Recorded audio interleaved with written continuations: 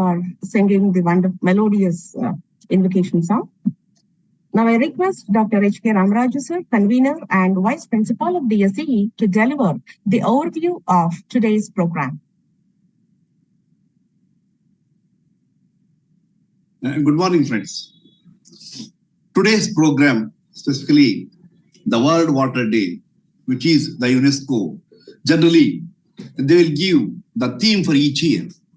This year, the theme proposed for the Engineers Days, the World Water Day 2024 is Water for Peace. Water for Peace. This has got a several meaning. Friends, as you know, the peace, water for peace.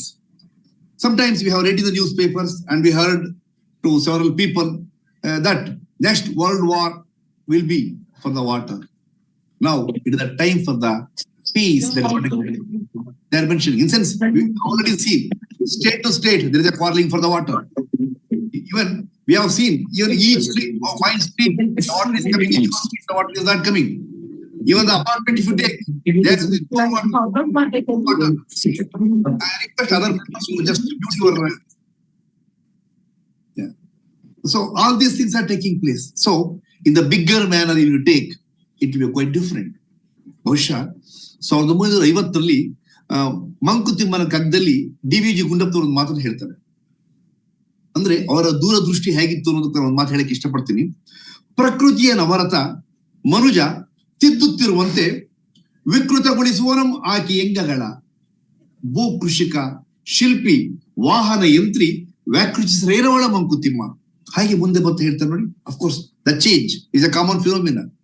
ಬದಲಾವಣೆ ಅಂತಕ್ಕಂಥದ್ದು ಪ್ರಕೃತಿಯ ನಿಯಮ.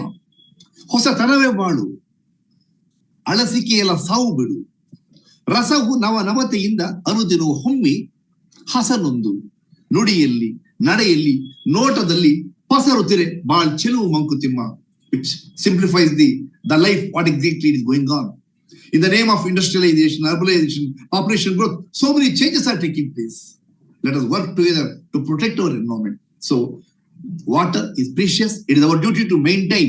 Now, luckily, God has given everything for us. We are going against the nature. The civilizations which are started along the banks of river, starting from Harappa and Mohenjo-daro. ಮನುಕುಲದ ನಾಗರಿಕತೆ ಅಂತಕ್ಕಂಥದ್ದು ಪ್ರಾರಂಭವಾಗಿದ್ದು ನದಿಯ ತೀರದಲ್ಲಿ ಅಥವಾ ದಡದಲ್ಲಿ. ಕಾರಣ ಶುದ್ಧವಾದಂತ ಸಮೃದ್ಧವಾದ ಆಗ ನಮಗೆ ಹೇಳುವಾಗ ಸಿಗ್ತಾ ಇತ್ತು.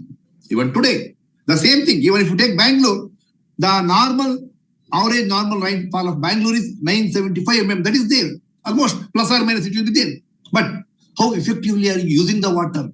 Effective integrated water resources management plays a dominant role. Let us not go in depth in detail. Our experts people are there today. They are going to deliver the talk with this theme. Just to conclude. Now I go to Dr. Soumya, please. Madam, over to you, please. Thank you, sir, for briefing the importance of World Water Day and World Meteorological Day.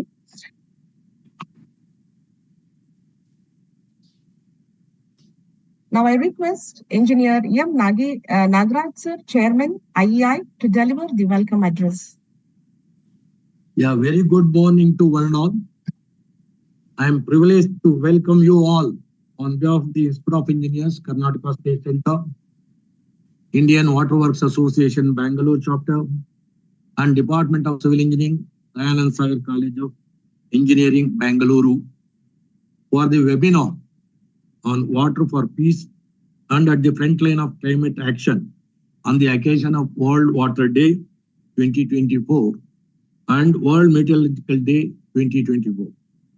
Today, as we gather to mark the dual celebration of World Water Day and World Meteorological Day, we embrace the opportunity to reflect on the profound significance of these global observations. World Water Day reminds us of the critical importance of fresh water resources, urging us to safeguard this precious commodity for current and future generations.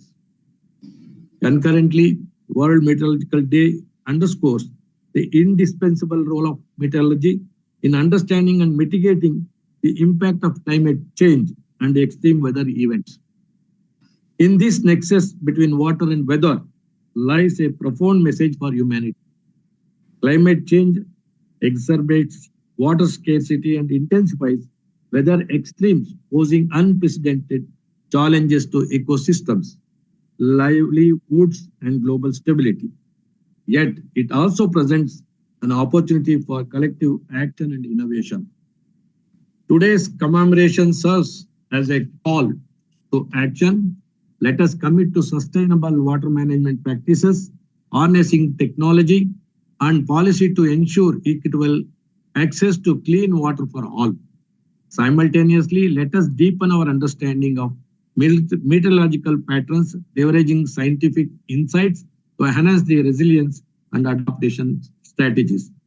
As we navigate the complexities of our interconnected world, let World Water Day and World Meteorological Day inspire us to unite in the pursuit of more sustainable and resilient future for our planet and its inhabitants.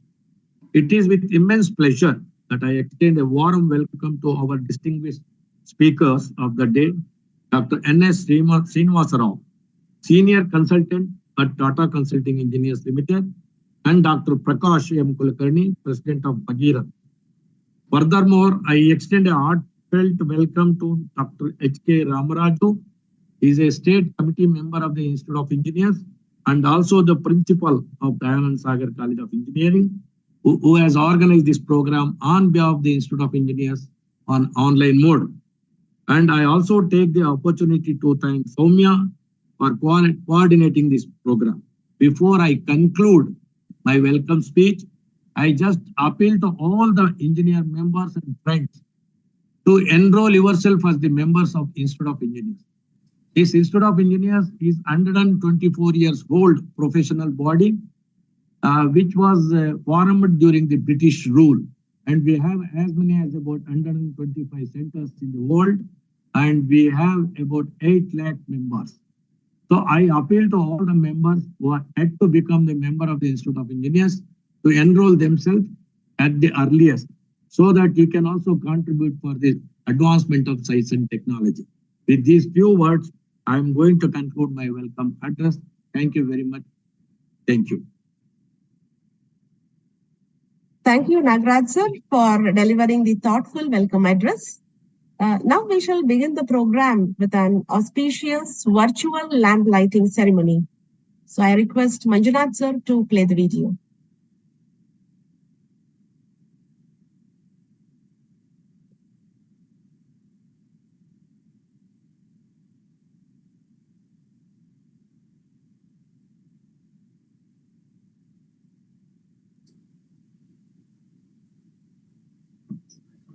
Madam, you are going to do or they are going to?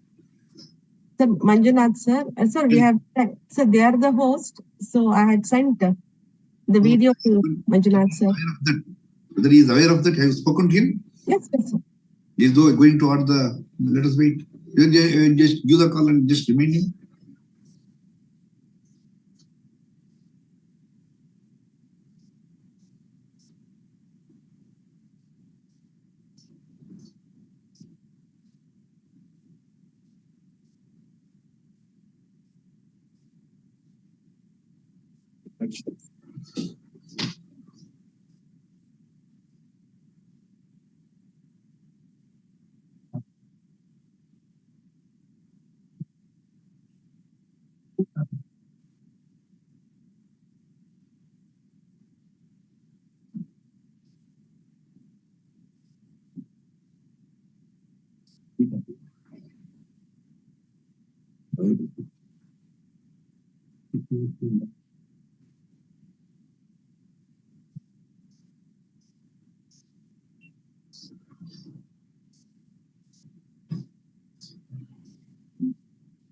Soumya, just check out. If it is a problem, we will start up with the talk. There is no problem at all. Please see to it. Madam, please check with Manjunath. Manjunath. Manjunath ಅವರು ಇದು ಮಾಡ್ಬೇಕಲ್ಲ. I think they are going to lamp lighting ಅಂತ ಇದು ಮಾಡ್ಬೇಕಿತ್ತು.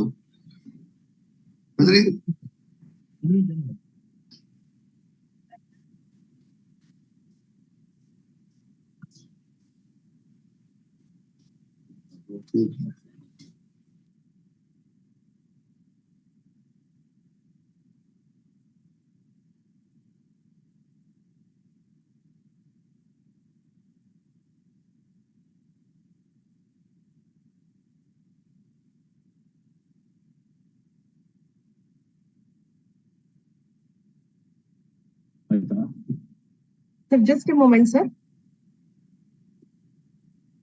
There is some issue in the audio.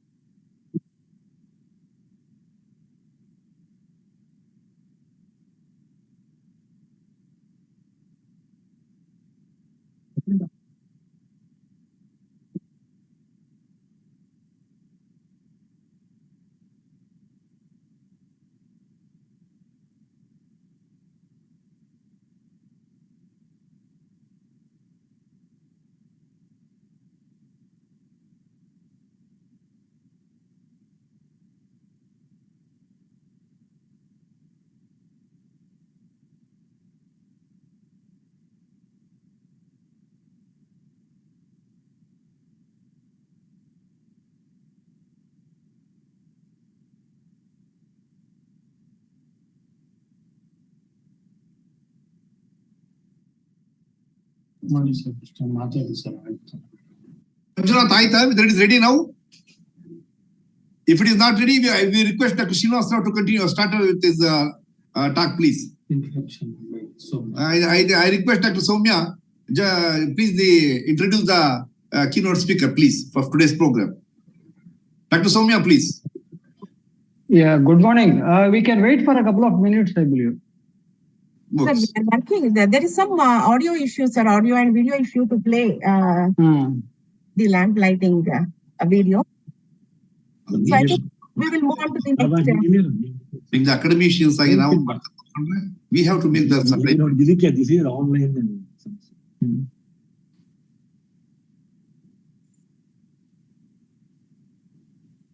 Principal, sir. Yes, sir, please. This is the problem of online. Yeah, I agree with that also. Agree with that. That's why I always prefer offline. But our students' exams are going on. That is the major of this thing. Our students' examinations are going on. That is why we requested the students to log in from here only. Then we should request the UN to have this earlier in February, before the start of the examination all over the world. Yes. Or after the examinations. Sir, my apologies. So we are unable to play the video due to some software issues here, sir. So we'll move to the next program.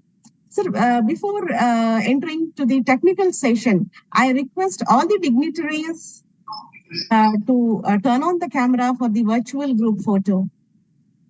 Yeah. I request, all are requested to please switch on your mobiles or the phone so that we can take the photographs, gallery photo. Yeah. All the students and the other IYPH members. Dr. Prakash Kulkarni ಅವರು ಇದ್ದೀರಾ? ನಮಸ್ಕಾರ sir. ಬಂದಿದ್ದಾರೆ another speaker. Today's speaker, in addition to Dr. Srinivas Rao. They are the keynote speakers of the day. Happy to see you, sir. ನಮಸ್ಕಾರ. Thank you. Yes, sir. ಒಂದ್ಸರಿ photo ತಗೊಂಡ್ಬಿಡ್ತೀರಿ sir? ಒಂದು ನಿಮಿಷ ಎಲ್ಲಾರ್ದು. Almost 100 ಜನ ಇದ್ದಾರೆ ಈಗ. I mean, now we have linked this one to YouTube also. If it crosses 100, others are they can easily watch the whatever the live program via YouTube that we have made. Arrangement has been made like that. Shrikant channel ಅವರು ಇದ್ದೀರಾ? ನಮಸ್ತೆ sir, ದಯವಿಟ್ಟು ನಮಸ್ಕಾರ. ನಮಸ್ಕಾರ sir, ನಮಸ್ಕಾರ. ವಿಲಾಸ್ ಬಾದಾಮಿ ಅವರು ನಮಸ್ಕಾರ. ಜಗದೀಶ್ ಅವರು ಇದ್ದಾರೆ. ನಮಸ್ಕಾರ ಸರ್ ಜಗದೀಶ್ ಅವ್ರಿಗೆ. ನೆಕ್ಸ್ಟ್ ತಮ್ಮದು ಇನ್ನೊಂದು ಸ್ಪೀಚ್ ಬೇರೆ ಇದೆ ನಮ್ಮ ವರ್ಲ್ಡ್ ವಾರ್ ಡೇಗೆ ಬರ್ಬೇಕು ಅಂತ 28th. Please. Doctor G P Shivashankar ಇದ್ದಾರೆ.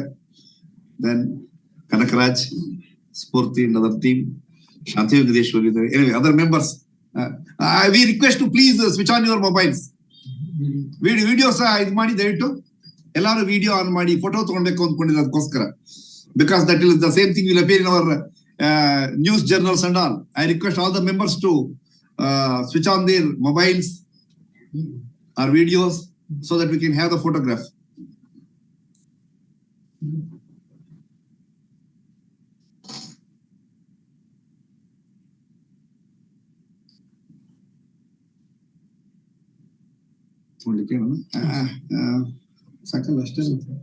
Thank you all. Thank you all. Now we can request, madam, you can easily. Dear participants, now we are entering the technical session, which is based on water for peace and at the front line of climate action. In this technical session, we have two eminent speakers, and each speaker will have 40 minutes for their presentation, followed by panel discussion along with questions and answers.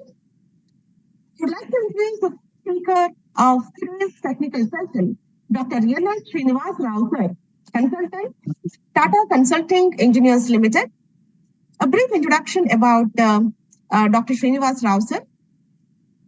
Dr. Rao sir, a chief consultant at Tata Consulting Engineering Services with over 30 years of experience, hold a PhD in civil engineering from NIT Surathkal and an MSc in sanitary engineering from IHE Delft, Netherlands. He has led numerous significant projects across India and abroad, focusing on water supply, sewerage, and riverfront development. Dr. Rao is renowned for his expertise in the field, having presented papers in national and international conferences and delivered lectures in various engineering colleges and workshops. Sir, it is indeed a privilege to have you in this program. So I now invite Dr. Srinivas Rao, sir, to deliver a presentation on design of wastewater treatment plants and the reuse of secondary treated water. Over to you, sir. Okay. Thank you for the good introduction. Am I audible? Yes, sir, you're audible. Yeah. Okay. I will try to share my screen now. I think host should enable screen sharing. Manjunath, sir. Yes, ma'am.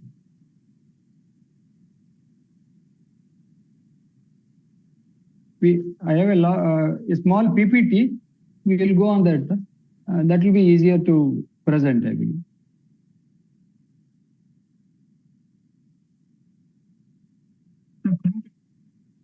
Okay. Yeah, it is done now.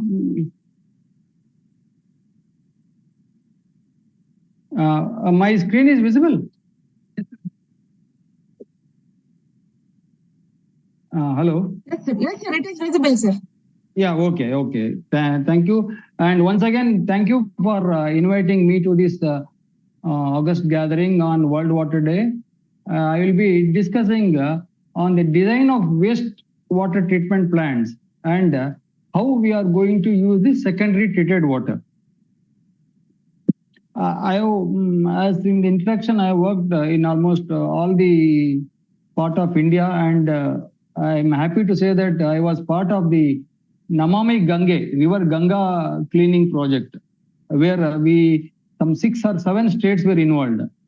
That was a very good experience. I will try to add some more points from those projects also.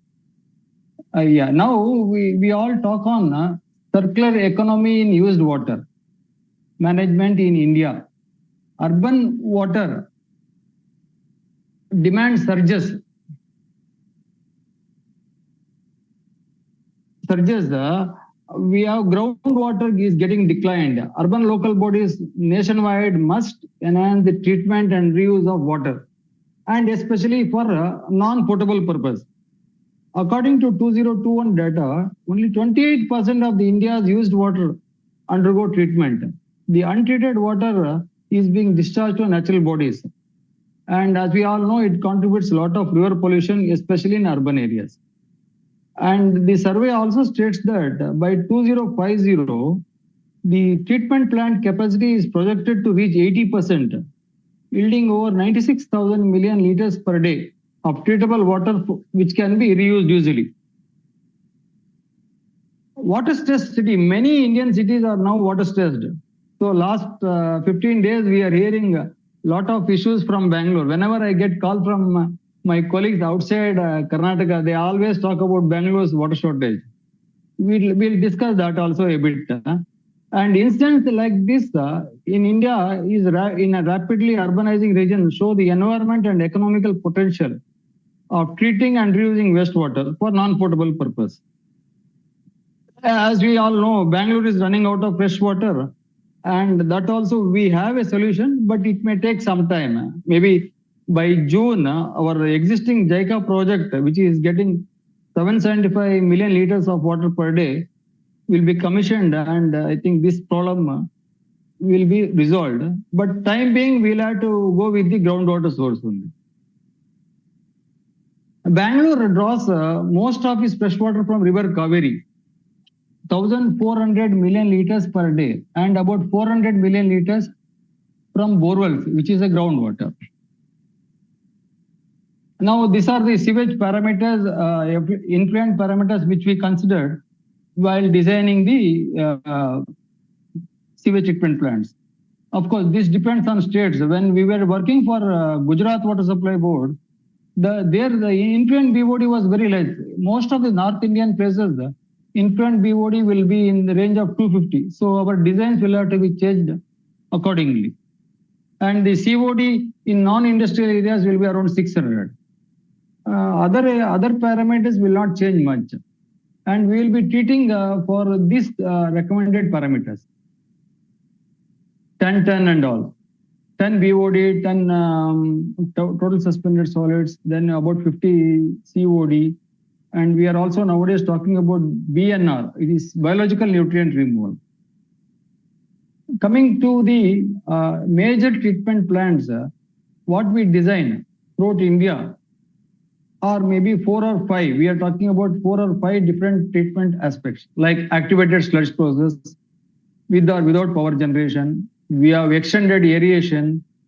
We also have moving bed bioreactors, MBBR, and sequential batch reactors, membrane bioreactors. Since I am working for BWSSB, I would like students, if they're interested, they can any time they're welcome to see all these type of different processes are being implemented in BWSSB, and they can have a hands-on experience on how this treatment process is being done.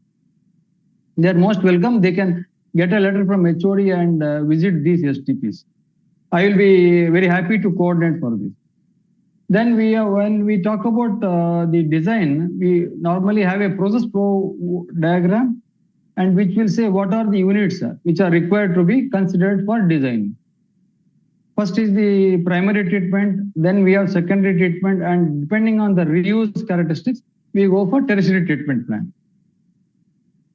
Then when you talk about activated sludge process without power generation, normally it has very good process flexibility, operation is reliable, and it has got proven track records, especially in all plant sizes.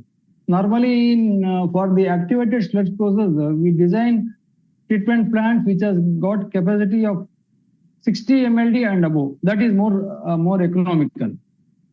Then we have land requirement is considerably okay here, and very low order emission. Energy production is an option. We can always do. We have some 2-3 plants in BWSSB where energy is getting produced, wherein 50% of the energy required for operating the plant. Hello? Yeah. Ability to withstand changes in water characteristics. And when you talk about demerits, high energy consumption, almost all STPs demand very high energy consumption that we cannot help it. And we have got some new technologies now coming up nowadays where energy consumption can be reduced. And uninterrupted power supply is required and requires sludge handling also. Similarly, extended aeration is nothing but activated sludge process where we remove the primary clarifiers in the treatment process. It is a good process flexibility and reliable operation, proven track record.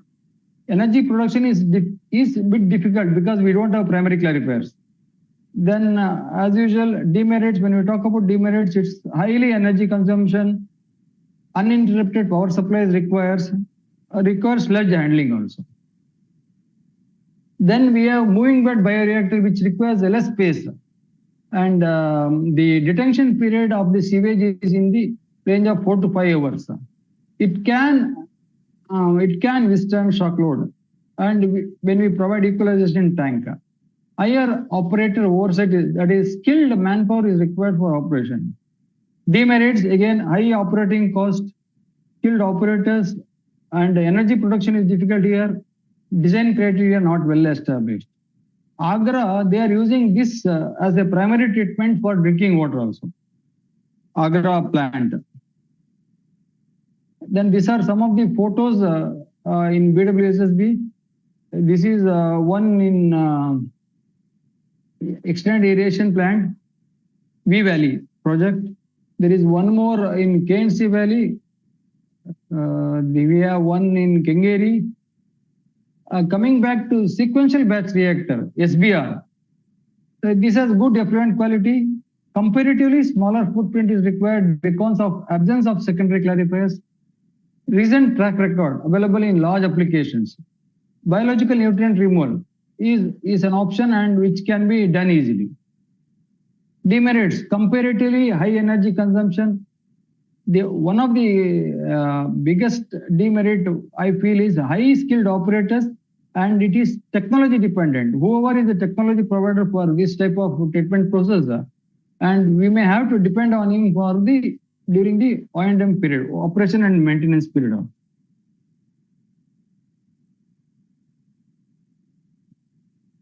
Conclusion, what is the consideration we adopt and what is the goal? Quality of treated water.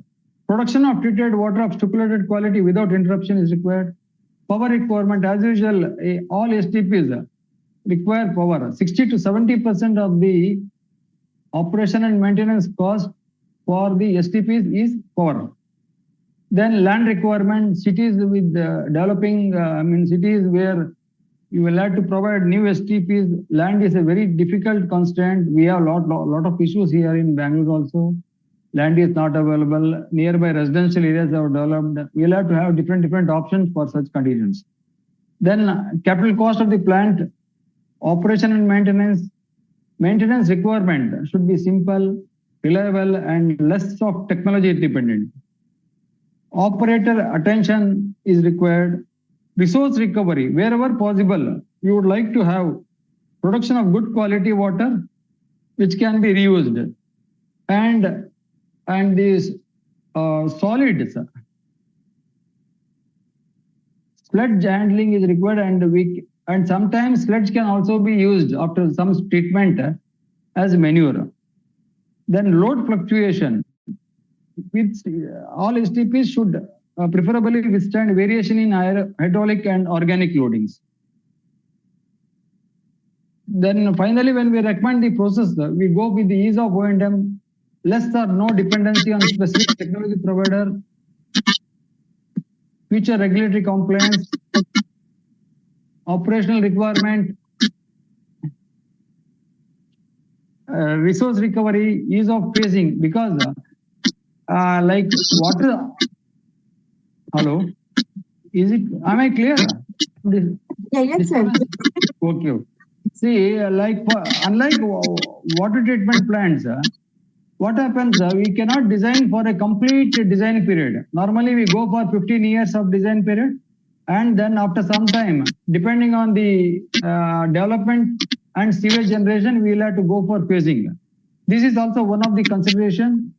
Then order generation potential, ease of water control, flood generation, all those are required.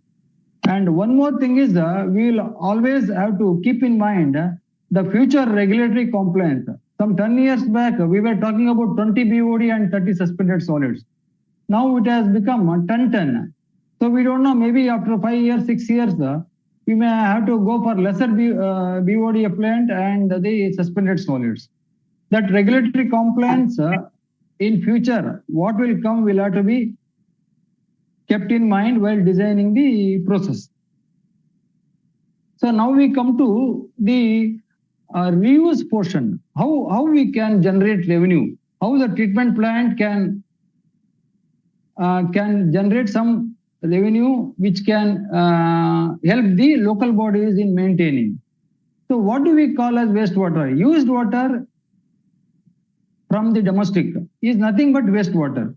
Wastewater, after treating to a certain level, is called treated water. In other words, it is reuse of used water. So this reuse of used water is what is the requirement for the present day scenario. Then what are the benefits of reuse? Recycles and thereby conserve fresh water. As we all know that there is very difficult in getting fresh water now resource due to the population growth and requirement and the per capita requirement is also getting very high. Then we have these nutrients, if it can be recycled, and that can be used as manure to farmers, and farmers can invest less in chemical fertilizers and provide a reliable water supply to farmers, particularly in dry areas.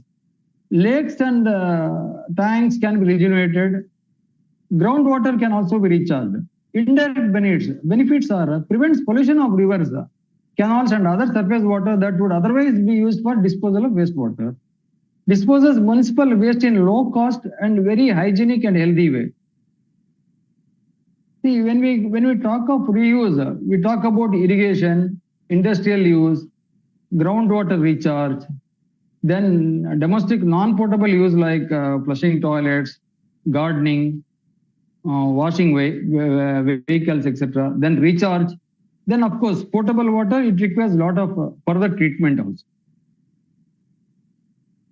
Then when we talk about overall advantages, environmental, decreased risk to environment, we have guaranteed sustainable water supply, energy consumption, reduced energy consumption with respect to the production and treatment of the fresh water.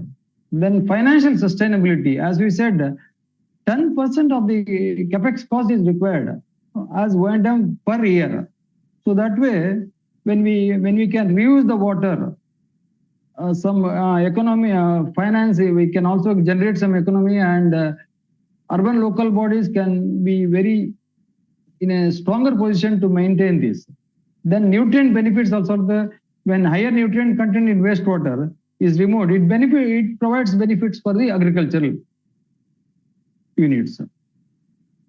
Coming to our the BWSSB project where I am presently working, tertiary treated water is supplied to Devnalli from KIDB area, then 10 MLD Yalanka water sewage treatment plant is supplying to IIF, BEL, railway factory, etc. There is tertiary water of 4 MLD at Kaban Park in the heart of the city, Kaban Park and Lalbagh, where it is used for Raj Bhavan, Vidhan Soda, for flushing toilets, gardening, high court, golf course, etc. We have one 15 MLD treatment plant at Jakur, which has got MBBR. It is a very good process with ultrafiltration. Is supplied to KPCL gas-based power plants at Alanka. Then we have very big STPs at KNC Valley and Bellandur, which is being supplied to Kolar districts for filling irrigation tanks.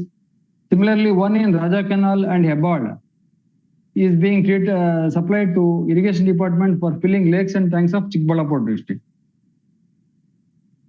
So this is one of the tanks which was dry earlier. After our intervention jointly by BWSSB and irrigation department, we can see the change now. Similarly, one in S. Agara tank, we have seen a lot of open wells getting recharged now. Coming to BWSSB, the issue now is we have 800 square kilometers of area which covers the core area and earlier CMC area, then the 110 villages. Right now, the core area and CMC areas are getting sufficient water. Sufficient, it's okay. There are no much issues in that. Only the outer cities, outer Bangalore area, the 110 villages is facing problem. For that, BWSSB has taken up a project under JICA, which is nearing completion now. Maybe by June, July. Yeah. See, presently 1480 treatment capacity, that is about 36 STPs are functioning in the BWSSB area. Out of that, we are treating about 1200 MLD of water. Out of 1200, about 800 MLD of water is getting reused. Of course, BWSSB is not getting revenue from this, but still it is put to a good use. What is the current scenario and what is the future plan? Future plan, BWSSB, about 5% of the treated water is being planned to be used as construction activities, about 15% for industrial process. We have groundwater recharge, 12%, and lake and agricultural purpose, another, the balance requirement.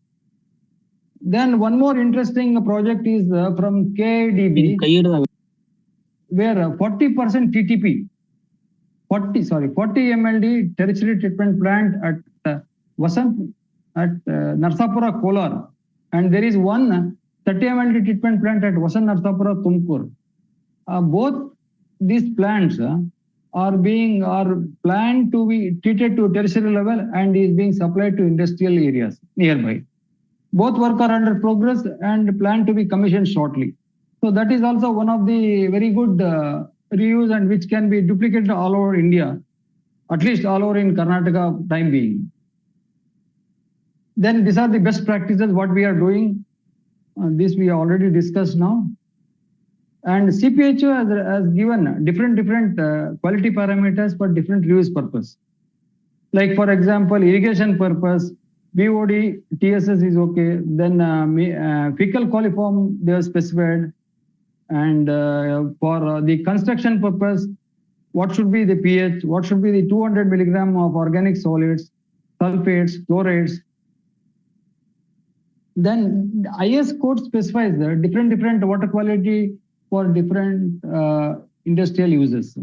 All this can also be planned to ensure that the treated sewage, treated wastewater is getting properly utilized and reused. Then there are some very good examples of Singapore, where about 680 million meter cube of sewage is being used, and it is mostly for non-potable purpose, commercial, industrial. Then they are getting sufficient revenue also. The treatment technology adopted is microfiltration and ultrafiltration, reverse osmosis, ultraviolet disinfection, and which is almost at the drinking water level. Then these are the flow diagram of Singapore's water supply. Then we have a similar process in Spain also, where they are using a lot of treated water, 268 hour meter cube in the year 2019. They are also using it for agriculture, industrial, park and recreation. Then we have the use for cleaning. They are also generating sufficient revenue. These are all the ideas which we can take from the developed countries and adopt in our state and country also. Then what are the mandatory factors to manage large scale use? Strong regulation from government of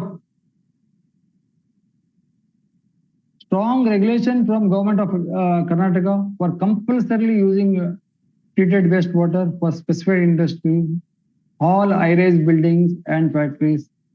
Treated water needs to be available at nodal points throughout the city. Make available infrastructure facilities for treated water reuse on large scale.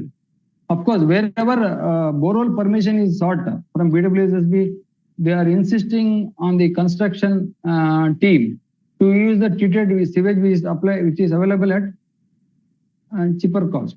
But only thing is that should be made available at nodal points throughout the city all time. Then we have what are the gaps, challenges in reuse. We have got infrastructural gaps, technology challenges, lack of awareness, public perception, then finance and economic viability.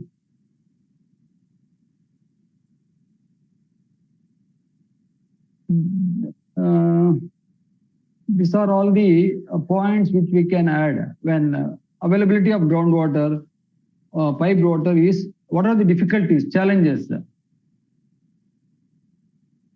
Infrastructural gaps, significant investment in infrastructure to facilitate the distribution is required. Technological challenges, all the existing WTPs are not having advanced treatment plant. Now, our BWSSB is also proposing a project wherein the STPs being constructed in future will have almost potable quantity and which is to be planned to be reused. At least 80% of the treated sewage is being planned to be reused and thus generating economy for stability of the project. Then public perception is also an issue, where public and industry may be hesitant to accept the treated water for certain reuse application. So due concerns about quality and safety issues are to be considered. Then we have financial and economic viability. All these are to be calculated. These are the challenges we face in reusing the treated sewage. With this, I would like to conclude my talk and open for discussions and any questions, please.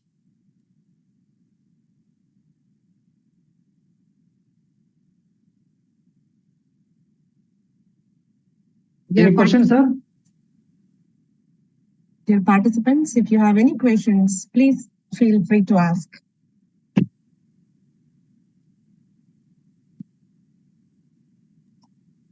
Dr. Rao, Yes, sir. Yes, sir. I am Nagaraj from Institute of Engineers. Yes, sir. Yes. And your talk is very, very informative. Thank And in you. fact, in the beginning itself, I just wanted to request you to highlight some of the points which the Bangalore city is facing. Mhm. But in your talk, you have covered everything. Do you have any solutions for the present crisis in Bangalore city? We have some solutions. As I told you, Bangalore has got 800 square kilometers of area, sir. Out of that, about 225 is a core area, original Bangalore. Then we have some 15 years back, all the CMCs were a part of the Bangalore. That is called CMC area. Okay. Now this core and CMC area is covering about 600 kilometers. For that, whatever water we are presently getting from Kaveri is sufficient. The main issue is outer Bangalore, around 200 square kilometers, which is what we call as the Nora Thirligolu, 110 villages. So that Which was added subsequently. Yes, sir. Yes, sir. For that, we have taken up a work under JICA, Japanese International Cooperative Agency. That loan work is taken up, and we are getting 775 million liters of water per day. That work is almost completed. We had a lot of issues on the land. As you know, Bangalore, getting land is very difficult. We are talking about something like 80 kilometers of pumping main, 3-stage pumping. And within Bangalore also we'll have to lay the city trunk sewers. All those issues are there, and we are almost completed now. Only the small links are available. There are some issues with the railway crossing, NH crossing and all. All those are resolved. But next summer, if the rain god doesn't show us mercy, we will be able to tackle this issue fully. And further adding to your question, what is that BWSSB is presently doing? What we are planning to do is along the tank beds where the tanks are full, like Jakkur tank and other tanks. No, they are trying to drill borewells and have a small WT on water treatment plants, modular one, and supply to the apartment owners. See, normal residential building owners, they are not any facing. Who were dependent on the groundwater, they are facing the problem. No, the authorities are telling by June everything will be sorted out. Is it? Yeah, that is what we are. Yeah, that is what I am also telling. By June, if we can commission that JICA project, 775 MLD. So we are now we are supplying only 1,400. We are almost supplying half of what is being supplied. That means around 700 MLD we can supply now. Water is ready, only infrastructure is required, and that is nearing almost 99% is completed. We are hoping to get that commission, sir. See, in this, it is not like our sewage treatment plant. Water supply, 0.01%, if it is not complete, it is not complete. That linking is there. No? We are facing a lot of challenges that we are trying to solve this, sir. Day and night we are working and trying to complete this problem. Thank you. Thank you very much. You're welcome, sir. Welcome. Participants, if you have any questions, you're welcome.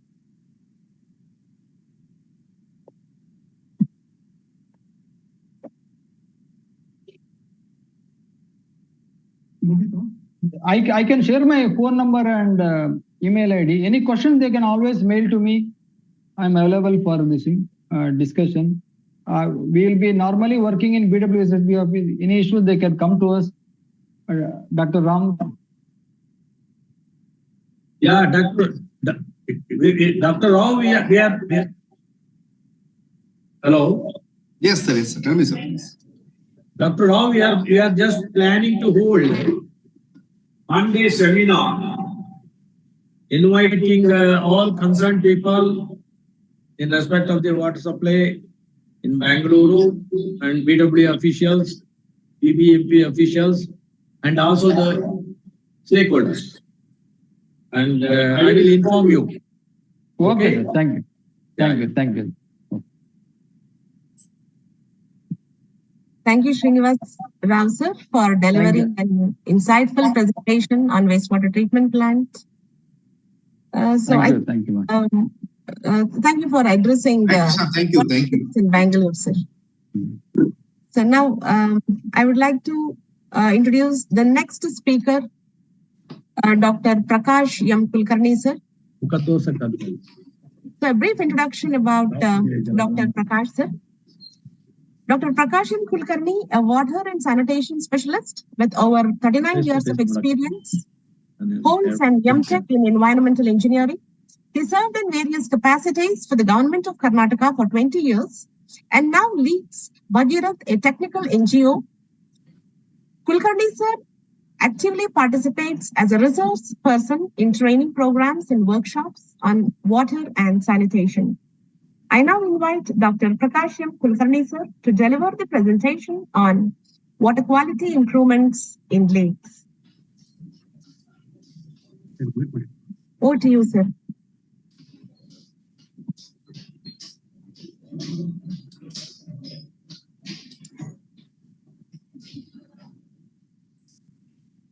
Somebody will host the presentation. Manjunath, sir, can you please share the slides?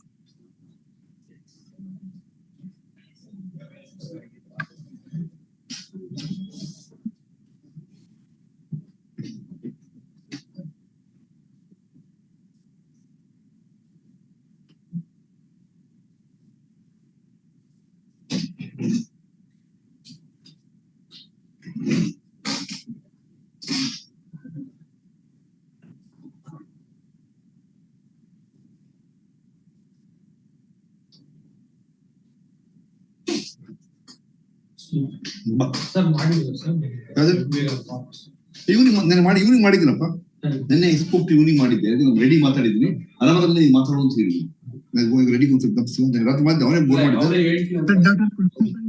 ಅವ್ನು ಹೇಳಿದ್ಲಿ CPI ರೆಡ್ಡಿಗೆ ಹೇಳಿದ್ದೆ ಸುಮ್ಮನೆ ರೆಡ್ಡಿಗೆ ಅವ್ನು ಕಳಿಸಿಲ್ಲ ಇದು ಕಳಿಸ್ paper ಕಳಿಸ್ತಾರೆ.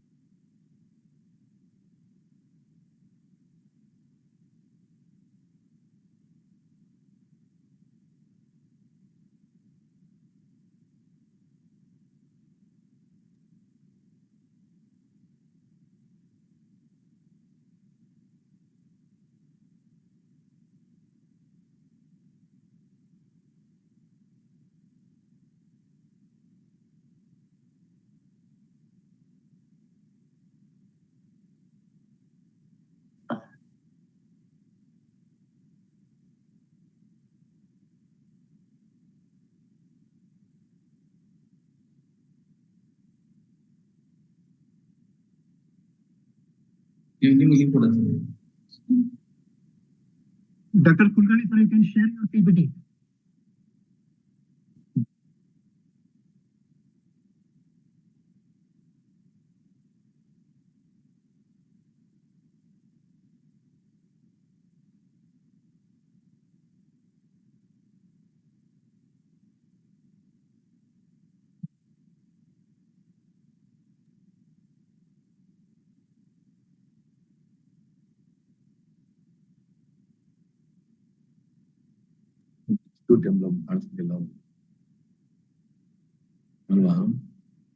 Yes.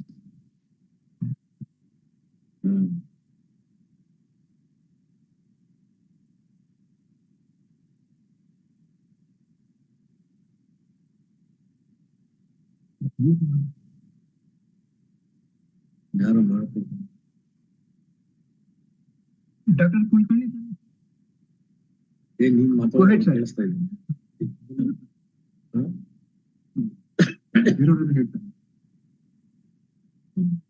All India.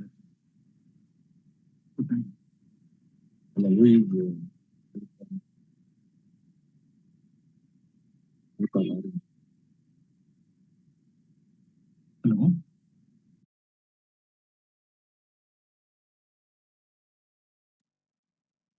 Good morning. I'm audible? Yes, sir. I'm audible, okay. You're audible, sir. Okay. The screen is Please go. visible? Even screen is also visible, sir. Please start the presentation.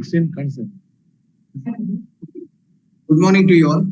At Yeah, the good outset, let me thank the Institute of Engineers, the Indian Waterworks Association, and Dr. Ramaraju from the Dharan Sagar Engineering College for having invited me to speak on this occasion.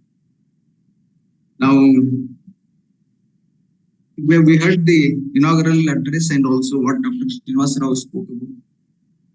Water stress and the efforts that are being made secure water for Bengaluru or for any urban area. What I will do is I will limit my discussion to lakes, which are now in great debate, and see what are the best solutions that we hold for a city like Bangalore. Next slide. Next slide.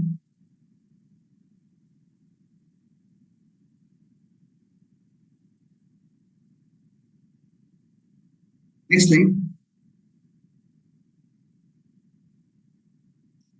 What I will do is, we are all engineers and we link economic development and environment and the climate change and the increasing population and urbanization. So I will say a little bit about sustainable development goal that the world has accepted. Then we look at the present condition of lakes and what are the critical issues that we need to address in today's context. We look at some innovative approach technologies because I believe treating wastewater, which is beyond sewage in the present scenario, is extremely expensive. The land is not available. So can we look at some innovative approaches and technology? Then what is it that we can do? Maybe an engineer college, maybe Institute of Engineers, maybe a civil society, and as an individual, what is it that we can actually contribute? Next one.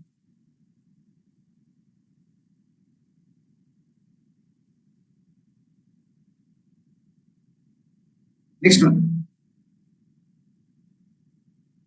Sustainable development is something that we have been speaking for the last 2 decades now, a word which we had not heard earlier. So when these Western people came to India 2-3 decades back to implement water supply scheme, this was the word that we heard. And they were saying none of the infrastructure that we build are really sustainable. They were talking about water and sanitation, they were talking about agriculture.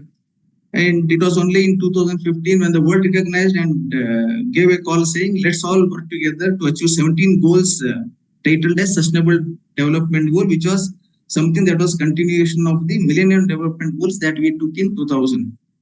Now I have discussed water issues in 3 categories now. What is it pre-independence, post-independence, and especially after post-independence economic reform, which was 1991.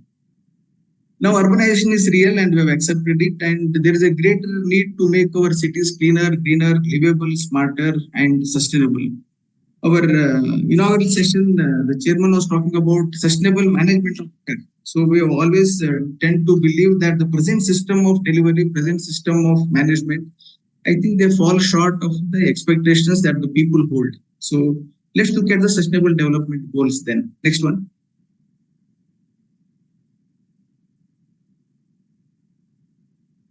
Next one.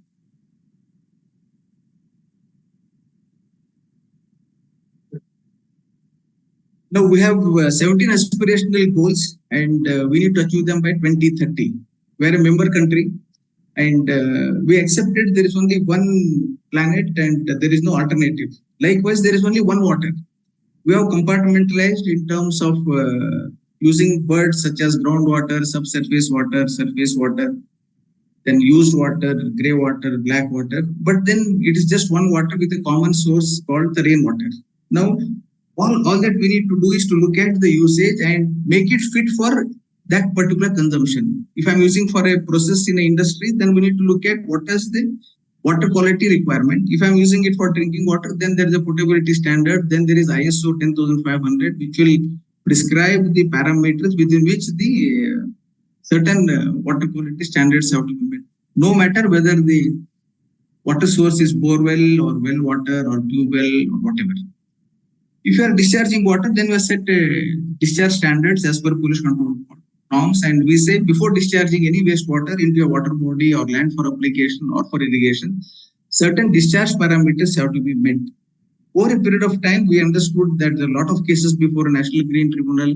They try to bring down the discharge standards, and they are making the institutions spend money, bring in new innovative technologies, and make sure that this water, so precious and which is not so much available for the increasing population, with the land area getting shrunk because of urbanization, and we're all struggling to bring new technologies, very, very expensive. So if you look at these 17 goals, the next one,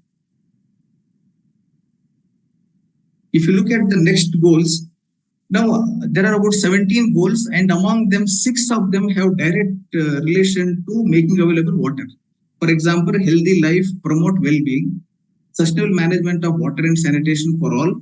The next slide. Make cities and human settlements inclusive, safe and resilient. Climate change, its impact. Look at all needs to be conserved. And we are saying protect and restore, promote sustainable use of all forms of water. This is what we are saying. If you can make it full screen, I think that would be better. You can make it full screen. You can make it slideshow. No? Make it slideshow.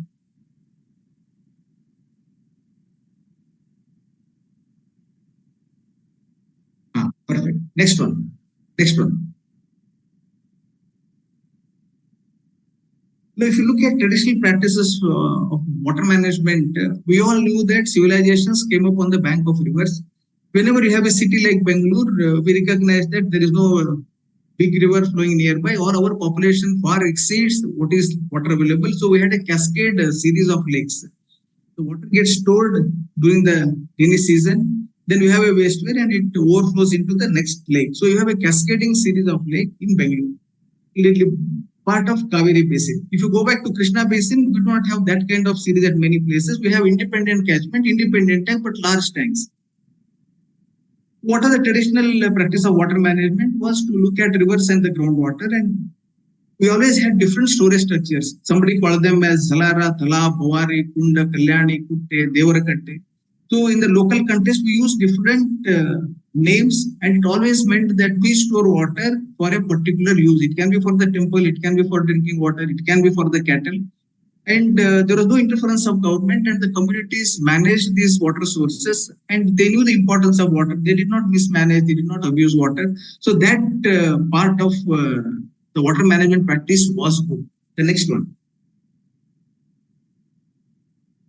If you look at the different cultures, maybe the different dynasties, we are a groundwater-based civilization. Now, why am I talking so much about the source is essentially because the present sources are getting contaminated and groundwater is completely getting depleted, overexploited, and as we go down, increasing amount of chemicals. That's the reason why we are setting the background.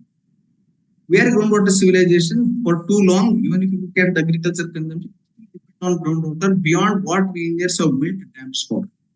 Post-independence, we always lived in the villages, and it was only in 1960s that the Green Revolution came, and with that came the insecticide and pesticide and increasing use of fertilizers.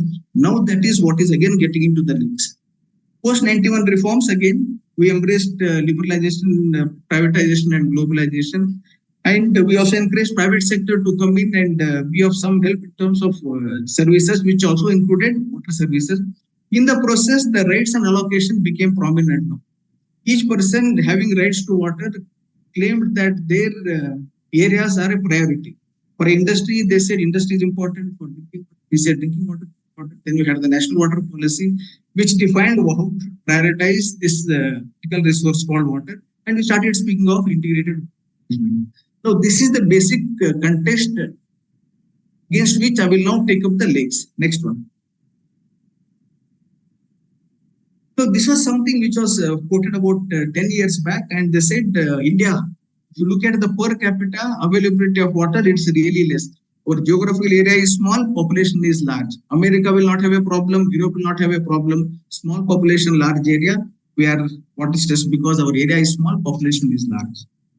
Our per capita availability has always been to the rest of the world, and somebody predicted that 21 cities will run out of groundwater. Now 2020 has passed, so have we really faced that challenge? Nature is little bit merciful, and we still don't have something that completely groundwater is vanishing. But for the first time, we started realizing the water stress in a month called February in Bangalore. Next one. Next one.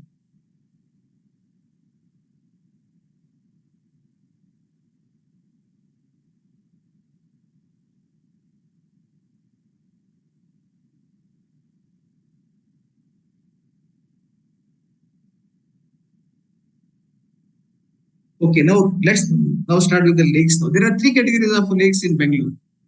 Now Dr. Srinivas Rao was telling about the core BMP area, Bangalore Mahanagar Palike, then the 8 urban local bodies together makes it 600 square kilometer, and then we talked about the BBMP area, which is 110 plus villages contribute to about 800 plus square kilometer, a very huge area for management. We have three kinds of lake, and we have different caretakers now. The ownership will remain the government, but then if you look at who is the custodian, who takes care of these lakes, you have BBMP, you have minor irrigation, you have Jilla Panchayat, you have forest department, you have BDA, and you also have defense, question mark. Now there are three categories. The first category is those lakes which are good water quality, which receive water from the stormwater drains. These are good lakes, they are pristine, so there is no issue with that, except that if there are encroachment, if we have disturbed the catchment, and if the rainfall is not, we get less water. Category 2, which unfortunately with the habitations wastewater into it. Many times we also dump our debris into it, and here the BOD ranges between 100 and 300. The color is green, grayish, black. This is a general scenario we find most of the lakes now. The third category is a very bad category lake, where it is also other effluents now. Maybe it is electroplating industry, it may be a garage there, it may be a hotel there. So you have different kinds of wastewater beyond the domestic sewage, which is also contributing into the flow of wastewater. This has got high BOD, TSS, COD, and it has a lot of smell and is black in color.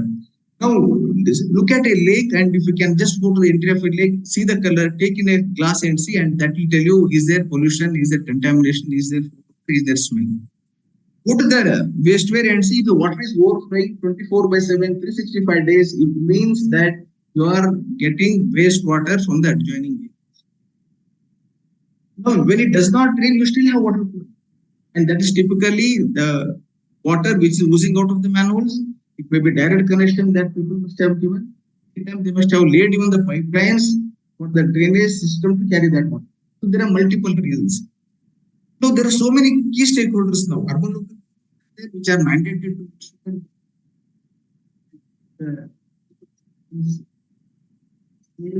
then you have parasitic agency called control board, you have DMRCL, BDSSP, BDA, associations, then there is funding which is coming from the corporate social responsibility. Next slide. Now you have the water quality criteria, which is also specified by the Central Pollution Control, which categorizes them as A, B, C, D, E, depending upon the level of pollution and what is the best designated use. So it depends on the amount of oxygen that is there. Lake is a lake only when it breathes. When it breathes life, it is not just for human beings, it is also for the flora, fauna, the birds which come there.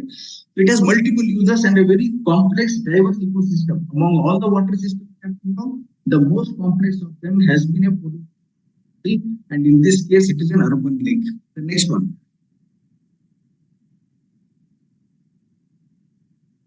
Now, what we'll do, we'll take through some photos. The best way to understand what's really happening in our city, our sector, is to see some photos. And to summarize, I have a list of the problems now. We have two issues. When it floods, we have a problem. Many reasons are there. We have paved surfaces. We do not have enough go down, and there are multiple institutions and overlapping responsibility. We don't know whom to hold accountable, and we have no money. India is not a country where we have a lot of money, where you can have the luxury of spending money for environment compliances. And the last one is the delivery of services have not been very great. Maybe drinking water, maybe sanitation service, maybe garbage have always fallen short of the citizen expectation. Among the three photos that I am showing, I'm not going to discuss floods. I will discuss the drought. I will discuss the water scarcity, which is the present scenario. The next one.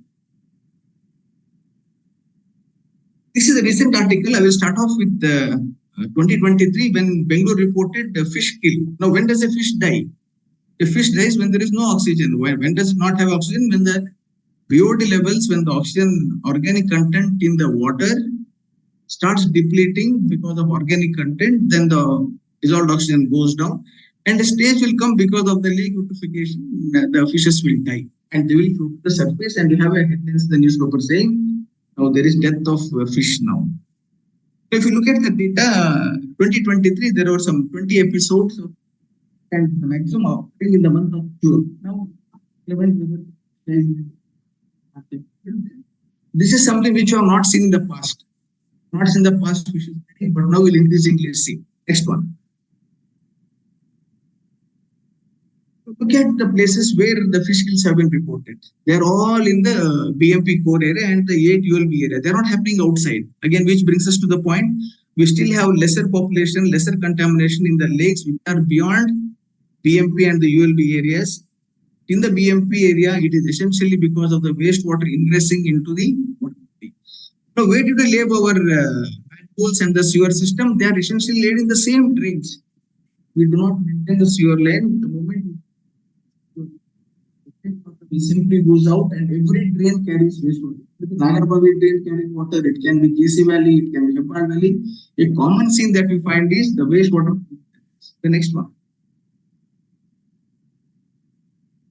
So this is the fish kill that was reported, and look at the nutrient buildup, what happens in a lake. So why does nutrient buildup happen? Variety of reasons again. Oxygen level keeps depleting, then you have water hyacinth. Why does water hyacinth and the weeds come? Because that's a natural response of a water body to a incoming pollutant. When it exceeds a certain amount of area, then you have different set of conditions, and the oxygen levels go down to such an extent that it dies off. The moment oxygen content is not there, the moment water is unable to breathe, it has lost character of a lake. It is no more a lake in its true sense. The next one. This is the infamous Belandur lake, and we got fire. Something very surprising. We work with a lot of foreigners, and they were saying, "How can there be fire on a lake?" So I will stop there. So this is the foam, that's the fire. Next one. This is interesting. Another lake, huge lake again. In fact, Bangalore has got so many huge lakes, and one has to see this cascading series and see the extent of pollution effluents that are flowing there. And now it is all invaded by these species now. And you have algal blooms, something algal toxins are there, so I'm not getting forms of pollution. I'm talking very simple things which are visible to the naked eye. The next one. Now you can see the cows and buffaloes are there, and you have the debris, you have construction debris. So it has gone through a systematic deterioration. The water will stop coming. We have intercepted the drains, and we start dumping the construction debris, and people start asking, where is the lake? There is no water in the lake. So we happily approach it, and one fine morning we completely, when it rains, it's the same area which again is a receptacle for rainwater. It starts spreading, and people start complaining, why is the rainwater coming into my house? Little realizing that it is the same. The next one. Again, a common scene. You can see the amount of wastewater that is coming, the typha, the different varieties of grasses, the plastics that float around. Next one. Next one. So look at this certain entry points we can't see also now. A lot of people keep saying, sir, we can see a small outlets which are coming from the apartments now. Now, there are standards that still have a problem that they keep sending this wastewater into the lake. Next one. This is a very interesting one. This is from the municipality itself on a lake bed. They have a water tank, and they dump even their garbage in huge containers here. Next one. So it's a Nagar Seva itself now. Nagar Seva itself makes the lake a dumping ground for their waste. The next one. They also put a hoarding saying that nobody should put a waste, but then we put waste there only. Next one. Now, what all we have used our lakes for now? We have done parks, we have done playgrounds, we have made gyms now, and then we also have next one. So this is a park within the lake bed. These are small streams which keep coming inside, which are not seen to take a day. You can always see some small streams of black water being let into the lake. Next one. This is interesting. Just come up in the lake bed in Bangalore. In the lake itself, we don't have one gym. Next one. This was more interesting. Senior citizens also have registered. They also have their building now. Again, within the lake area. The next one. It's interesting. There's no water in this lake, Marasandra, again on Dodbalapura area, and they also leave their wastewater into the lake, and it's very visible because there's no water except this water which enters the lake water. Next one. This is beautiful. This is the Bairmangala, again the Vrushawati Valley, and huge. If you go to Google, you compare as Vrushawati Jalashay, and now we have made it because we thought we should not spoil Jalashay, and now with huge amount of foam, like it happens in Bilan, now it happens in Vrushawati, we almost end up 100 mld of water. Now this water also goes in a canal now. It's a irrigation tank, and we let that wastewater of Bangalore go in a 28 kilometer of canal and feed the farmers with this water. Now, which water are we giving to the irrigated land? It is the same sewage water of Bangalore. The next one. Now, I have fairly understood the scenario on ground. Not necessarily that you have to recognize by name. Anywhere else also, they portray the same picture. There is absolutely no change. It can be Calgary in Dharwad, can be Davangere, it can be Mysore. More or less, the lakes have the same extent of deterioration, the same amount of issues. Now, there are some critical issues to be addressed. When somebody talks of restoring lakes, when somebody says, "Illa sir, now Bangalore enadru maadi kere udisbek now," then we should be very clear what is the purpose of lake improvement. Now, any urban lake is no longer giving water to its command area. There is no left bank canal, right bank canal, there is no command, there is no paddy, there is nothing. It is purely for the purpose of recharging groundwater, for the purpose of recreation. So we should be very clear when somebody says, "I want to improve a lake," let's be clear. Number two, who is the owner, who is the caretaker, and do we really involve the local community is extremely critical. If you do not use the local community, it's very difficult to have a sustainable management of water in this particular. Third one, what components are you going to improve? Is that you want to measure or you want to have only recreation? Then those components included in the investment. It is extremely important that we understand what does it cost to improve the lake. I'm not going to touch upon the pergola, walking track, gym. I'm not touching. I'm only looking at the water. Only that I will attempt. Speed. Very critical has been the maintenance. Having spent so much of money, there's this lake. It is the obligation of the person who maintains the lake and the person who is the custodian. I think these are something very, very critical. Next.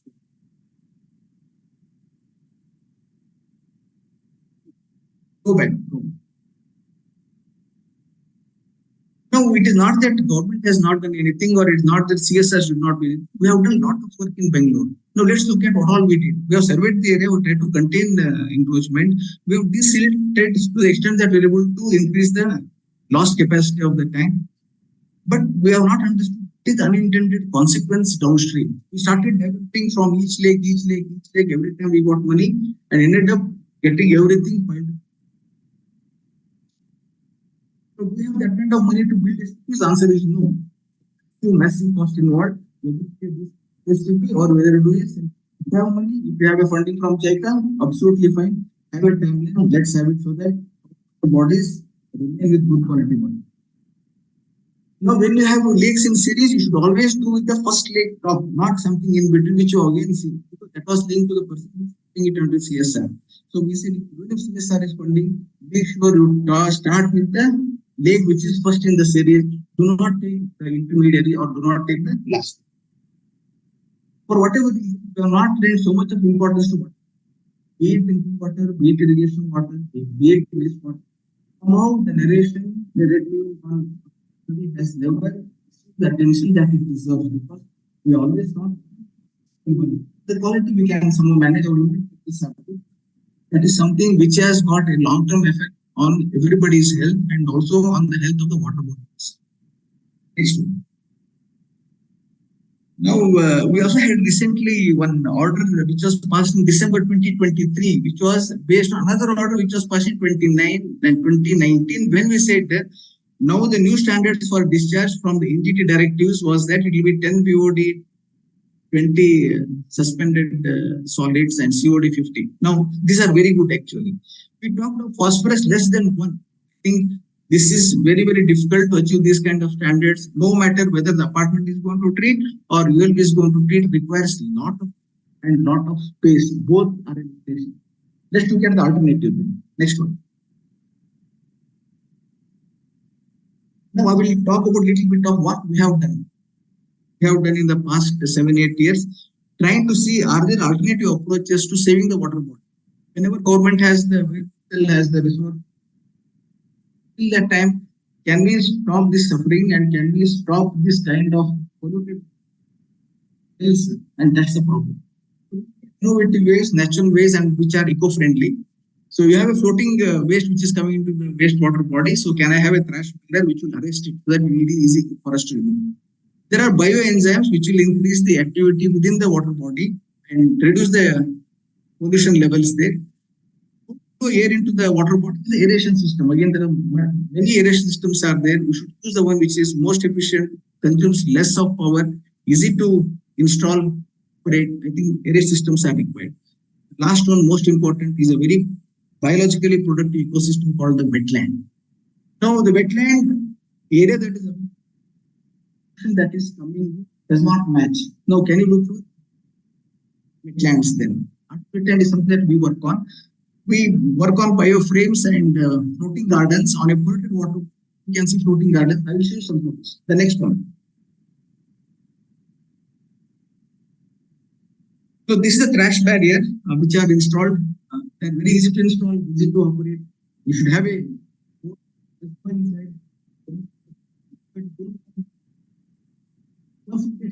very difficult. So,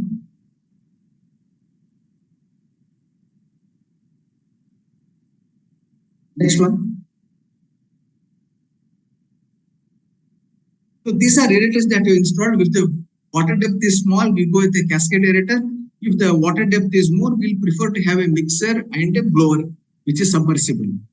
They will impart huge oxygen, consume very, very less power, and they're all easy to install. Just have 2 ropes and can start operating. Next one. This is a new one, which is called the floating garden now. Now there is a lot of nutrient buildup in the water, the nitrogen and the phosphates. So what happens if you have a selected species of plants, you create a platform which will enable float on the polluted water. It can be in the stream, it can be in the lake, it can be in the incoming way.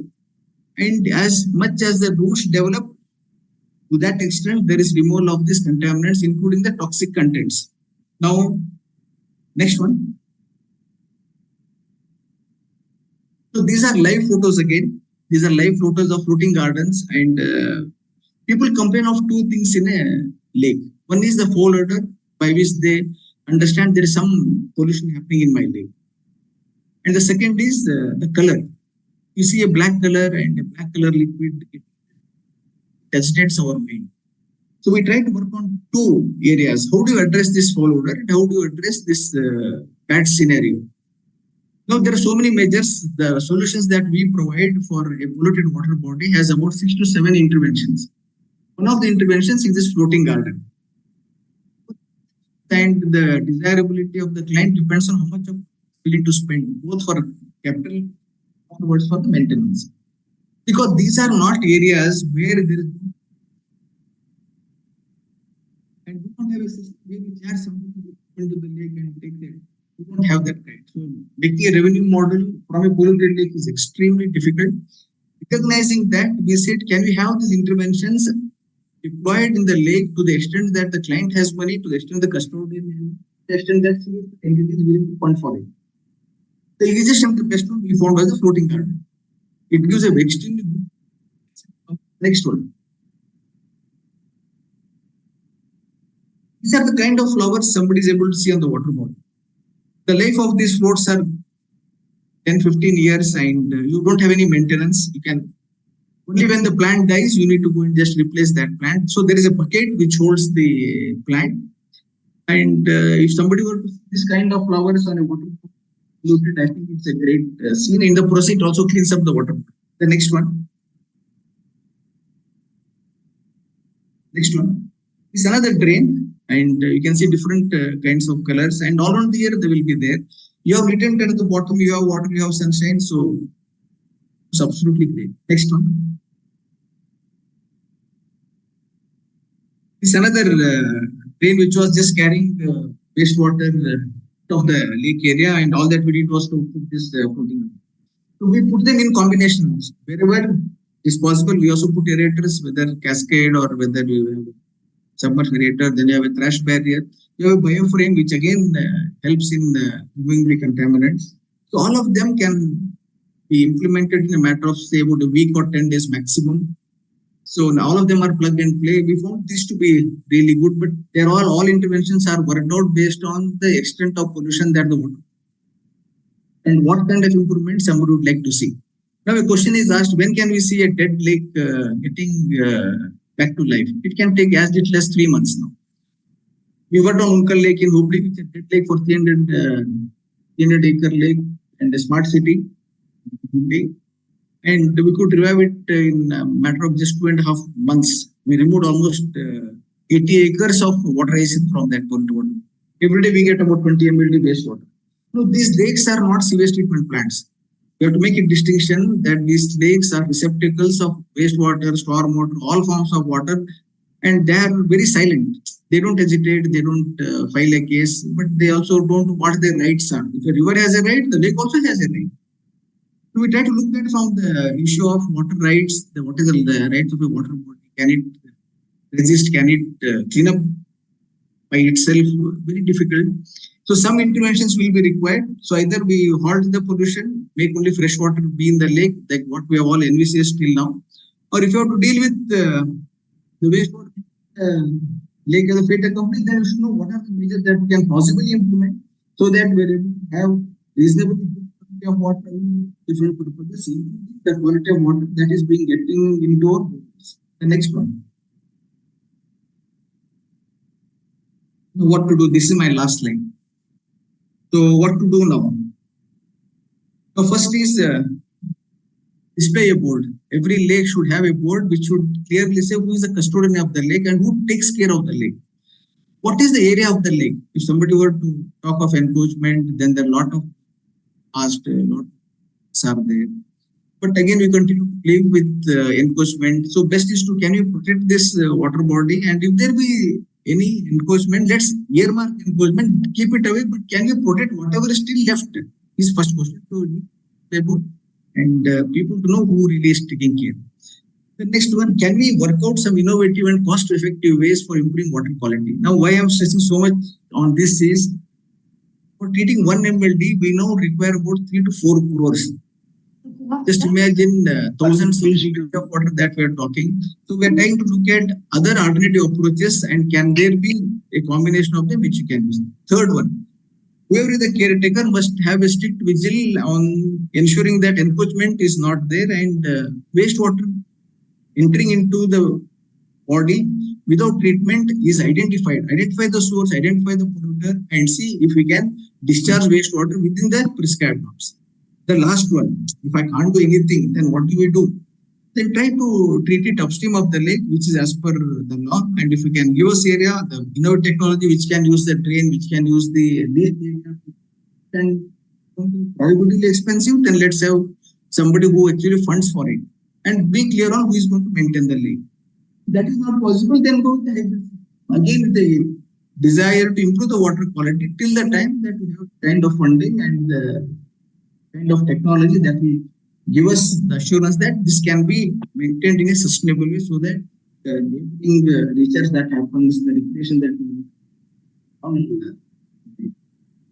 so I would next one. I think I would end my presentation with this slide, and I'll be very happy to take questions from the participants. Next one. Put the next one.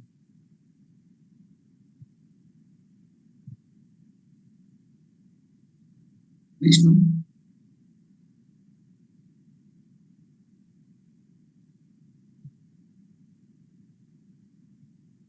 So thank you. I am through. Any questions, I'll be happy to answer. Mr. Kulkarni, Yes, sir. sir, Dr. Kulkarni, I am Nagraj from Institute of Engineers. Thanks, sir. Yeah, I have a question. Yes, sir. The government has constituted the Lake Development Authority. Yes, sir. Maybe, I think during the period of S.M. Krishna, what are the functions of this Lake Development Authority? After the formation of Lake Development Authority, is there any improvement in the development of lakes? Is there any regulatory authority to avoid encroachments? Is there any possibility to get back the encroached area from the encroachers? Because we are told many of these high-rise building owners have encroached most of the areas. And is it possible to get back? Now, if the matter is taken to the highest court, like what has happened in Delhi, the Supreme Court even asked the twin rise builders to demolish. And I think 450 crores worth building was pulled down. So like that, is there any possibility if the public interest litigation filed at the courts can help us in getting back our lake area, and also we can mitigate the climate problem? Because earlier we used to have, Bangalore used to call as a garden city, and today everybody says it is a concrete jungle city. And it is true, because of widening the roads, widening the infrastructure, we need to cut the trees, whatever we have. And they suggest after removing one tree, you plant another 5 trees. Where is the scope for planting 5 trees? It is not possible. Cutting the tree is very much required in order to improve the infrastructure. So day by day, the vehicle capacity is increasing in the exponential form, not in the linear form. So in order to accommodate so many vehicles in the city, it has become necessary to widen the roads. Of course, there are so many other ways. They are going for a metro, they are going for underground trains, they are connecting the rails, so many things. But in spite of it, in order to provide facilities to the growing population, I think we are forced to cut the trees along the roads. But the next thing is at least safeguard the lakes. So for that, I think government well thought earlier, maybe 10 years or 15 years back, to have this development authority. But we do not know what this development authority is doing, except they form some parks, and also here and there they remove some waste. And apart from that, I don't think there is any action being taken by the government. What are your comments on these points? Sir, there was earlier Lake Development Authority. Then it was rechristened as Karnataka Tank Conservation Development Authority, KTCDA. So now it is KTCDA, LDA does not exist now. So now it is KTCDA, and now they work under minor irrigation. They're attached to minor irrigation. So they have a CEO, they have a committee, and their major role is to ensure that they have a list of all the water bodies in the state. Their jurisdiction of the entire water body, which is beyond Bangalore, what earlier LDA held. And we all understood it.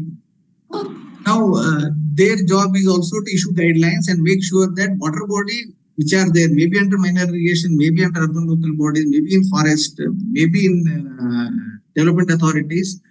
Now, all the investment that are happening, they should go to their consent. People have to take their approval for the DPRs that are prepared by the consultant or by the department themselves. No matter who funds, maybe the CSR is funding, maybe we are getting funds from PM, from maybe the source of fund, but they'll have to put a technical scrutiny in KTCDA. So that's their major role that they need to play. Now, the second thing that we were discussing was, now what do we do now? We have authorities, we have the mandate organization, but we are all limited by finances. Like look at this year allocation for Bangalore on lakes has been very, very limited. Now, garbage, we'll have to do something with the garbage because it has to be disposed of. We can't keep it near our house. The amount of attention that we give for garbage is not given to the lakes for simple reason that it is very silent and we were asked to go to see one lake. This happened almost 6-7 years back. I will not name the lake. And I said, David, so it was 11 o'clock in the afternoon. I went there. The airport road area and it is maintained by forest department. ಆಮೇಲೆ ಅವ್ರು ಕೇಳಿದ್ರು ಯಾರೋ walking ಮಾಡ್ತಾ ಇದ್ರು ಅವ್ರು ಕೇಳಿದ್ರು ನೀವು ಯಾರು ಎದಕ್ ಬಂದಿರಿ then we said ಹಿಂಗೆ ಕಳಿಸಿದ್ದಾರೆ ನೋಡ್ಲಿಕ್ಕೆ see what is the problem. They said sir whatever development you want to do make sure that the birds will not. Then I said I have not even entered the lake. I don't know what to do. He said no sir whatever intervention you want to do you do but make sure the birds will not. Under forest department and people are very very fond of birds who are watching. Then we went a little further to another lake, adjoining lake again, and we found the people at level. They said, sir, ನೀವು ಯಾರು ಇದಕ್ಕೆ ಬಂದಿರಿ ಅದೇ ನನ್ಗೆ ಗೊತ್ತಿಲ್ಲಪ್ಪ ಏನೋ ನೋಡ್ ಅಂತ ಹೇಳಿದಾರೆ ಬಂದಿದ್ದೀನಿ ಅವ್ರಂದ್ರು ಸರ್ ಇದು ನಮ್ದು ಪಾರ್ಕ್ ಸರ್ ಅಂದ್ರು ಪಾಪ ನೋಡ್ರಿ ಅವ್ರಿಗೆ ಲೇಕ್ ಅಂತೂ ಗೊತ್ತಿಲ್ಲ ಅವ್ರಿಗೆ ಅವರು ಇದು ಪಾರ್ಕ್ ಅಂತ ಹೇಳ್ತಾರ ಅವರು ಮೇಲೆ ವಿಧಾನವನ್ನ ನಾವು ಪತ್ರ ಅದು ಬೋರ್ಡ್ ಹಾಕ್ಬಿಟ್ಟು ಅಂದ್ರೆ ಏನ್ ಸಮಸ್ಯೆ ಇದೆ ಅಂತ ಕೇಳಿದೆ ಅವರು ಗೊತ್ತಿಲ್ಲ ಸರ್ ದುರ್ವಾಸನೆ ಇದೆ ಅಂತ ಹೇಳಿದ್ರು something ಸ್ಟಿಂಕ್ಸ್ that it is a park there. I asked him, do you know what is the source of this follow? Sir, I know, sir. Nam park is the level of ignorance, that is the level of understanding, because we have built so much lakes.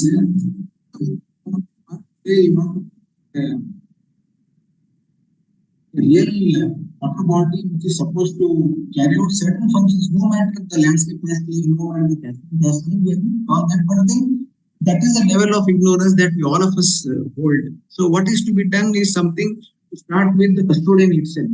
Unless the custodian clearly says this management plan, every asset needs a management plan. Like we are all engineers. After we build any asset, be it a dam, be it a building, be it a doing, we tell the next person who is going to maintain it, put it to use, saying we will set up operation do's and don'ts. Unfortunately, for a lake, there is no management plan. If every lake has a management plan, clearly stipulating what is the custodian's role and responsibility, obligation versus the users. Maybe it is a recreational lake, maybe it is a lake for pure recharging, intended use. Those obligations clearly cast in the MOU with Russian Welfare Association. Whatever you may call, I think assigning critical and specified roles to different stakeholders should be the first step towards reviving this water. So the next question will come: what happens if it goes? Water security is a very, very critical area. Among the 7 states that have been identified in the country, which are water states, Karnataka is just next to only Rajasthan. Our rainfall pattern and the climate change and flood that we are seeing, rain is coming, but it comes in such a short time. We have only floods now. Flash floods we are having. Ability to deal with flash floods is also limited. Our ability to deal with the water station. And we are groundwater dependent. We are seeing people from Whitefield area, Madhapur area, Electronics area in the south part of Bangalore, all of a sudden feeling the pinch because we have overexploited that groundwater. Water is not there essentially because there is no water in the lake. No water in the lake, again, the fresh water. Wastewater, they have another problem. It is a pathogen-ridden wastewater. And we have no idea where it is coming from. There are many cases when we found it is a contaminated water because it's the same water which comes. If you are staying beside that is flowing. So there is to that extent pollution in your borewell itself. So I think without losing time, we should do something with the water quality. If you are unable to contain flowing in your drain, do something so that water quality gets improved wherever it is. It can be insulin treatment, may not necessarily waste it. Other important issue, all the waste in Bangalore city for 3 years we are working. The manuals and the sewer lines don't do this. So what do we do now? We have created a capacity of an STP and it doesn't reach. So where does it go? It again goes to the side. Very evident on Bushwavati, on Mysore. So I think these are hard facts and we need to sit back, go in a very small manner and do some pilots. Somebody has to test this. and see if there is a cost effective way of dealing with these problems. So that whatever surrounding environment is there, we are able to better it, not only for human beings, but for everyone who depends on it, teacher. Sir, earlier, we used to enjoy our Bangalore city, and people from Delhi, Rajasthan, Bombay, and northern people used to come and get a flat just for the summer palace purpose. And most of the flats are purchased by them. They come and stay here for 15 days, 1 month with their family and enjoy. And they used to go back because the Bangalore weather was so good. And today, the Bangaloreans who are staying here for the last so many 50 years, they are not able to sleep without a fan or without AC. So this situation has created in Bangalore city. And we do not know what is going to happen in another 5 years or 10 years if the same situation continues. Am I right? Yes, sir. COVID we could deal with it because it is an invisible virus. Because invisible virus we could deal with it. But here, what do you do? The next day, if I don't have water at home, people are already living. They are coming into the core city. They are moving into other cities because we all need water for not drinking alone. There are so many activities that we all perform, and water is basic. And unlike virus, this has more implication actually. Virus we could take an injection. Here, what do we do? We should invent a tablet. So where we don't need something like that. It looks very difficult. Thank you, sir. Thank you, sir. Thank you. Hello. Over to Soumya. Yes, sir. Soumya, please.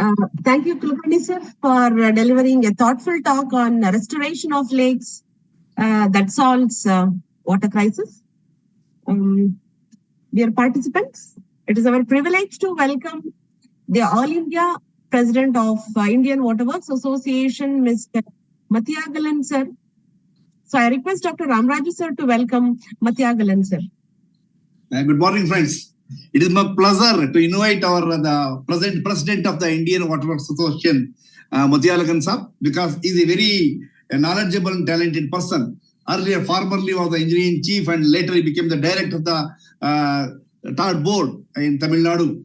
And he proved himself specifically last 56th annual convention in conducting a very hi-fi way and a very impressive way with very good technical sessions and all. We are really so happy, thrilled to welcome you for this August meeting because I just would like to call our Sab is here, Nagaraj Sab, the Institute of Engineers, our chairman. Sab, I think you are on the line, no? You are here, no?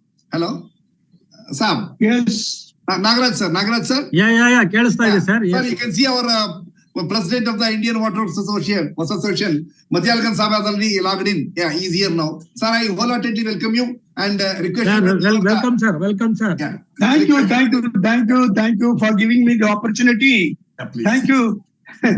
Thank you, Now sir. we request you to deliver the presidential talk, sir. We request you to deliver the presidential talk at the end, please. Thank you. Good morning to all. Yeah, good morning. I am very much happy. Are you hearing, sir? Yes, sir, please. Yeah. Audible. I am very much happy to be the part of today's webinar arranged on the account of World Water Day and World Meteorological Day 2024, organized by Department of Civil Engineering, DSCE, in association with the Institute of Engineers, India, and the Prestige Indian Waterworks Association, Bangalore Center. As the planet adapts to a changing climate and rising population, groundwater will play an essential role in meeting the growing demand of food and drinking water. Yet these essential resources face a serious risk, including inadequate protection and sometimes irreversible pollution, accounting for approximately 99% of all the liquid freshwater on Earth. Groundwater has the potential to provide societies with tremendous social, economic, and environmental benefits and opportunities. Groundwater already provides half of the volume of water withdrawn for domestic use by the global population, including the drinking water for the vast majority of the rural population who do not get the water, their water delivered to them via public or private supply systems. And around 25% of all water withdrawn for irrigation. However, this natural resource is often poorly understood and consequently undervalued, mismanaged, and even abused, rendering it vulnerable to depletion and pollution. In the context of growing water scarcity across many parts of the world, the vast potential of groundwater and the need to manage it sustainably can no longer be overlooked. I take this opportunity to thank today Speaker Dr. N.S. Srinivasa Tata Consulting Engineers Limited, and Dr. Prakash M. Kulgani, President, Bhagirath Bangalore, and also the entire benefited by this webinar. Thank you all, and I congratulate the entire team of Civil Engineering Department being conducted with this event. Best wishes for the success of today's webinar. Thank you, sir. Thank you. Thank you. Thank you, Lord. For giving me Thank the you. Thank you. opportunity. Thank you. Thank you. Thank you. Thank you, Lord. I request all the members to switch on their mobiles so that we can have a photo with our President, sir. I think Dr. Soumya. Yes, sir. I request all of them request all the delegates and participants to turn on the video for the virtual group photo. Please turn on your video. Okay, my photo is. Oh, yeah, yes, 1 minute, sir. Madam, Yeah.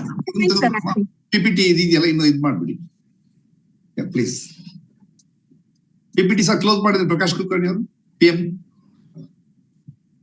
ಅಲ್ಲಿ I think Manjunath has to close. Manjunath.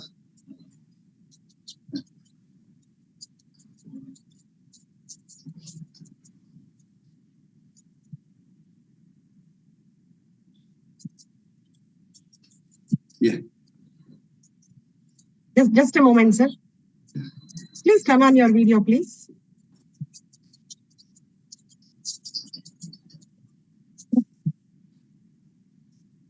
Yes.